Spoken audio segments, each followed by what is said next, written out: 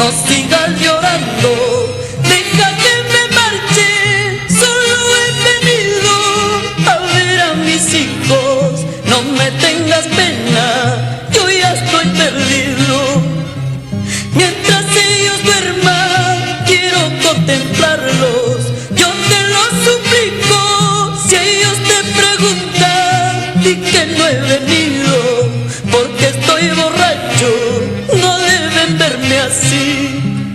Solo por mi culpa sé que están sufriendo, maldita mi suerte, solo estoy borracho, no puedo curarme, ¿qué es lo que me pasa? Dios mío,